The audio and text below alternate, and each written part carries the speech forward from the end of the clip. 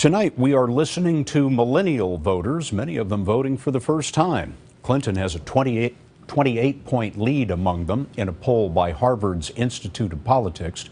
More than half say they are fearful about the future. Elaine Quijano gathered a group ages 18 to 34 from 12 states. They met at the YouTube space in New York City for our Campaign 2016 series, Closing Arguments. I'm a very proud conservative, but I don't think that Donald Trump represents the Republican Party. I'm 20 years old, unapologetic American, and full-blown deplorable Trump supporter. I'm 19 years old and I'll be voting for Gary Johnson this year. I'm 27 and I'm with her. Honestly, all I really know is I'm not with her and I don't support Hillary Clinton. You know, I say I'm a Trump supporter and they immediately think I'm racist, I'm Islamophobic. That's a problem in this election. We automatically jump to conclusions that a Trump supporter is this bad, uneducated person. He is bombastic and he says a lot of stuff that I absolutely 100% do not agree with, but at the same time I don't want to support a liar. How many of you here have had college debt or you will soon have college debt, student debt? By the time I'm finished with my education, I'm going to have over $200,000 in debt. In order to get a better career, you're forced into higher education, forced into this debt. I don't think really either candidate has posed a good enough stance.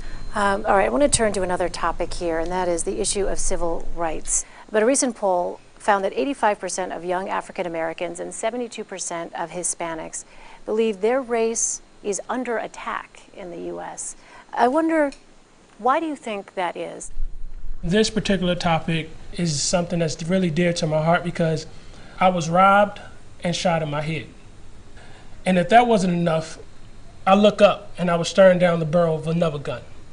And this time it wasn't a barrel of a gun from someone else trying to rob me. This time I was looking down the barrel of the police. Ryan Quattromani, let me ask you, you were the son of a former police officer, is that right? He actually recently retired.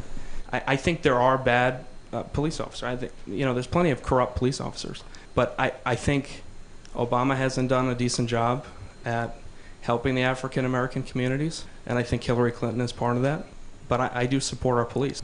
Earlier comment about police officers, versus the Black Lives Matter, the African American community. One is a choice. You have a choice to be a cop. You sign that. You go through training for that. There ain't no choice being black. And Trump has normalized his talk and has put a lot of lives in danger.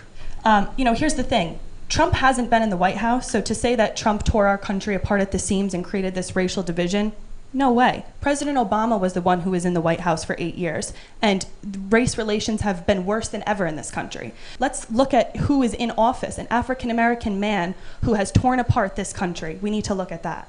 To say that race relations have gotten as bad as they've ever been under President Obama shows a lack of historical depth. America is built on racial division, and Donald Trump rhetoric, this otherism, builds into that narrative that has long been the narrative of American society. While there were passionate disagreements, one issue united this group: debt.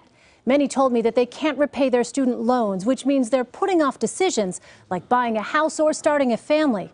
And Scott, they're looking for answers from these candidates. Elaine Quijano listening to the voters tonight. Elaine, thank you.